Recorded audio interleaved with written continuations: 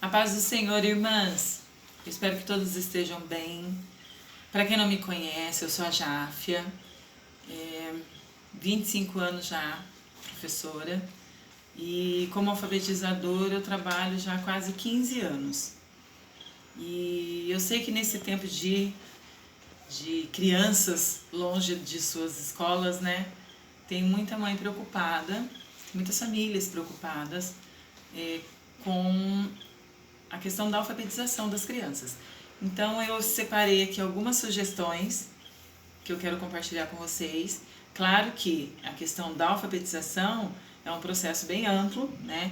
É muito importante essa questão da relação com o professor, das intervenções, então assim, isso é primordial.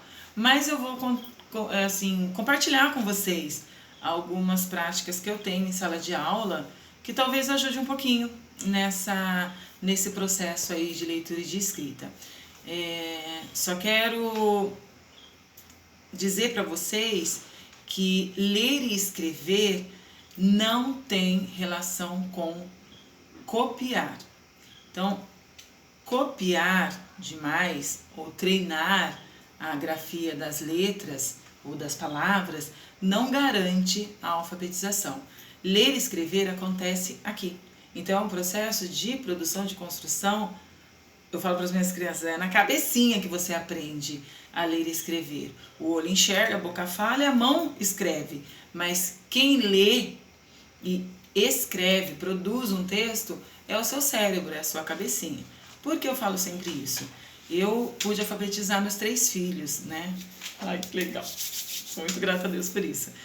Mas com a Maria Laura, eu precisei pensar numa criança que não tinha mão. Por quê? Porque ela não registrava. Até hoje ela tem dificuldade para registrar, ficar copiando da lousa, né? Então, criança que tem TDAH, déficit de atenção, que é o caso da Maria Laura, que tem essa condição genética que atrapalha um pouquinho, né? Que ela siga algumas regras, vamos dizer assim. Então, eu pensei na Maria Laura durante a alfabetização como uma criança que não tem mãos. Por quê? Quando a gente cansa demais a criança com a questão da cópia, do registro, né? Copia lá de treino, a gente gasta a energia dela que ela podia estar utilizando na construção mesmo dessa habilidade de ler e escrever. Então, vou pausar um pouquinho e vou compartilhar com vocês essas dicas. É um joguinho, tá? Que dá para fazer em casa, super fácil, com alguns materiais. E 3 propostas de atividades com textos de memória, que são aqueles textos curtinhos que a criança grava fácil e dá pra gente fazer um trabalho legal. Então, já volto, tá? Aqui, irmãs. Então, deixa eu levantar aqui, fica mais fácil. Olha só. Eu coloquei aqui na minha mesa mesmo. Você pode confeccionar, ó, caixinha de... Isso é muito antigo, muito antigo, muito antigo. Diogo era bebezico. Maria Laura era bebê, Diogo tava na barriga, na verdade. Então, olha só, uma caixinha de fósforo, tá vendo? Coloca a imagem, né, pra criança, que pode ser a foto. Quando eu faço as atividades, é que normalmente eu dou para as crianças depois. Boto a fotinha da criança aqui e o nome da criança, tá vendo? Eles brincam com o próprio nome, com o nome do colega. Então, em casa, dá para fazer o quê? Com o nome da criança, o nome dos pais, dos avós, dos amiguinhos, né? Dá para fazer baseado em história bíblica também, é uma proposta, tá? Mas aqui nós temos lápis, por exemplo, né? Então, eu peço, ó como é antigo, tá? Não precisa de coisa muito... A única coisa que a gente não usa muito hoje em dia, não é indicado, é isso aqui, ó, letra I, que esse é muito antigo. É só um risco mesmo, tá? Porque quanto menos informação para a criança nesse momento de alfabetização, melhor. Por isso a gente usa sempre letras assim, ó, que é chamada letra bastão, tá bom? Então, um joguinho super fácil, prático, a criança monta, você pode ajudar, então, com a primeira letra de lápis, né? Ela pode ter uma amiguinha chamada Laura, e você fala para a criança, ó, lembra o nome da Laura? Como que é o nome da Laura? Aqui em casa é fácil porque tem a Maria Laura. Então, é o L. Depois do L, para ficar lá, eu busco muito a questão do som, ó, lá. Porque as vogais, elas são legais porque o nome delas é o som que elas têm. Então, para a criança identificar, fica muito mais fácil, né? Então, ó, lá, pi. Então, pode ter o Pedro, pode ter o Paulo, pode ser a Priscila, né? e fazer a criança fazer essa ponte com o que ela já conhece e para escrever palavras que ela ainda não domina. Se ela não der conta, você oferece para ela a informação correta. Olha, é a letra P agora. Depois da letra P é para ficar pi. Normalmente eles percebem as vogais muito fácil. Lápis. Quem tem esse som é a letra S, tá? E aí, o ideal é a gente não ficar... A gente tem o costume de falar assim, letrinha. Não precisa, tá? Nomear as coisas, objeto, palavras, formas, tudo corretamente, sem ficar diminuindo, colocando no diminutivo. Então, agora aqui, ó, lâmpada também, tá? Vocês podem ver que o material é bem... Tem alguns que é caixinha de leite, tá? Tá plastificado por quê? Porque os alunos usam bastante, mas em casa nem precisa plastificar. Se você tem como imprimir, fica ótimo. Se você não tem problema. Você pode, inclusive, fazer um desenho aqui, se você não tiver livro para recortar ou revista, tá bom? Essa é a primeira dica. A segunda dica é o trabalho, é a atividade com textos de memória. A gente fala textos de memória por quê? Porque são textos que a criança já sabe de cor. Então, fica mais fácil para ela resgatar e construir essa aquisição da leitura que a gente está buscando no caso. Então, o ideal são quadrinhas, parlendas, cantigas mais curtas. Eu peguei aqui os textos que eu tinha em casa, tá bom? Mas esse aqui, ó, eu vi uma barata. Então, o que a gente faz primeiro com o texto? Primeiro, garantir que a criança saiba de cor. Ela decorou isso, ela consegue cantar, ou recitar, ou declamar essa quadrinha de memória? Então, precisa garantir isso. Memorizou? A gente oferece o texto. Olha, lembra aquela cantiga que a gente canta? Dá para escrever. Então, olha só como que é o texto. E a gente canta junto com ela, fazendo esse movimento que também é aprendido, da esquerda para a direita. Eu vi uma barata na caneca do vovô, assim que ela me viu, bateu asas e voou, dó, ré, mi, fá. E canta com a criança várias vezes, com o apoio do texto. Feito isso, não precisa ser seguido, não precisa ser no mesmo dia, na mesma hora, mas também pode, depende do interesse da criança. Você oferece o quê? Agora eu vou cantar e você vai mostrar para mim onde estamos cantando. E você vai auxiliando a criança a fazer essa relação do que ela canta com o dedinho. Eu falo, tem que conversar, a gente tem que combinar. O dedinho tem que estar no mesmo ritmo da sua boca, porque normalmente as crianças, elas apontam num ritmo diferente da melodia. E o que acontece? Quando a música termina, eles ainda estão aqui. Ou a música, a gente está cantando aqui em cima, o dedinho já está aqui embaixo. Então, ele precisa fazer esse ajuste do falado ou cantado com o que está escrito, com o texto escrito.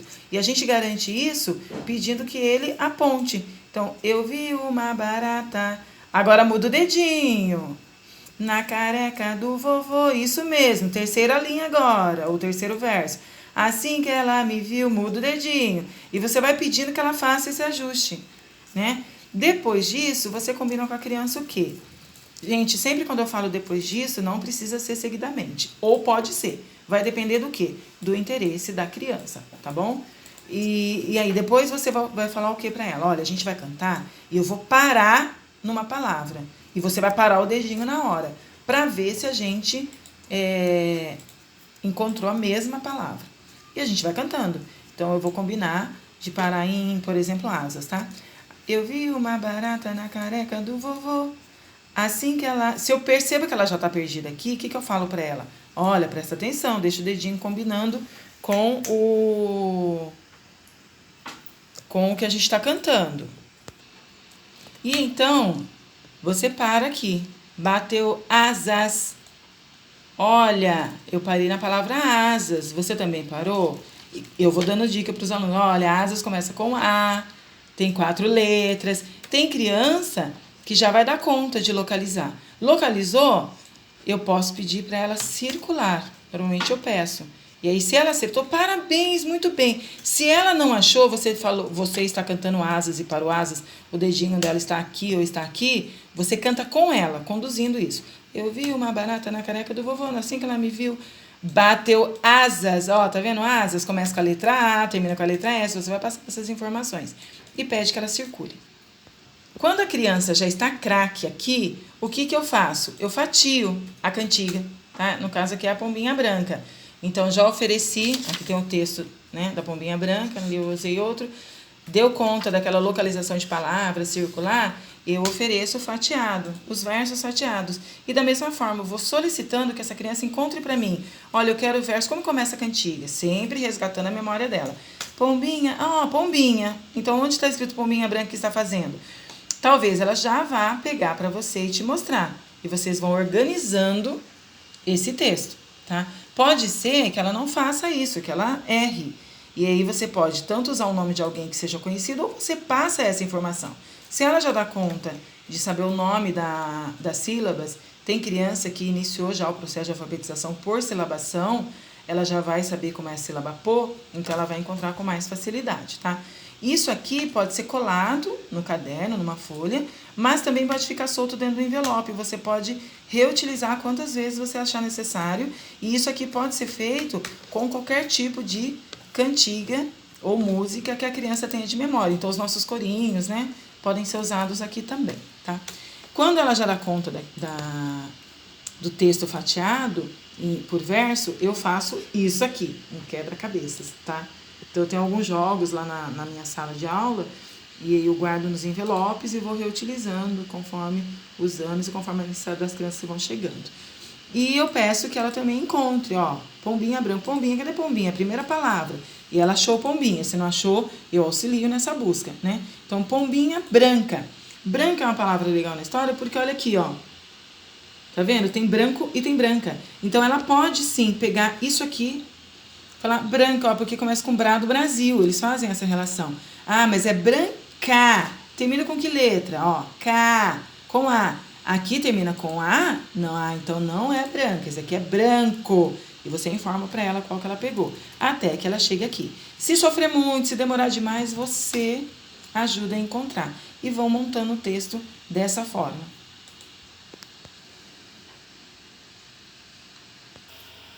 Bom, irmãs, obrigada pela atenção de todos vocês. Eu espero que tenha contribuído um pouquinho. Espero que seja útil essas minhas dicas. Existem outras propostas, se por acaso alguém tiver curiosidade, necessidade, quiser conversar um pouquinho, me coloco à disposição, certo? Mas é assim, com o tempo vocês vão ver que as crianças, elas vão dando conta dessa leitura e a gente fica assim surpreso, porque é muito bom. Eu falo para meus alunos que depois que você aprende a ler, você pode ser o que você quiser, né?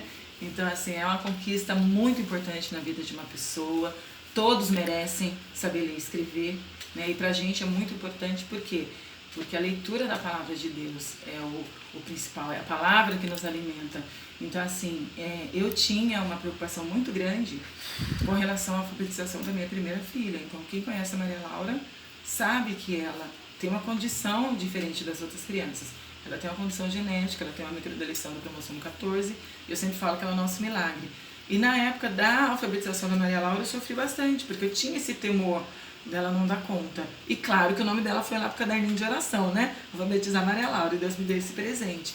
E hoje eu vejo, ela já dá conta de localizar os livros na Bíblia, ela faz leitura, a compreensão não é adequada para a faixa etária dela, mas por conta da condição que ela tem. Mas ela deu conta da leitura, dá conta do registro de algumas ideias dela, que a gente tem que ajudar a organizar, mas foi uma conquista assim que agradou muito o meu coração. E eu acredito que toda mãe, quando vê o seu filho lendo, escrevendo, né, é uma felicidade muito grande. Então, Deus abençoe cada uma, viu? Um beijo no coração de vocês, na paz do Senhor.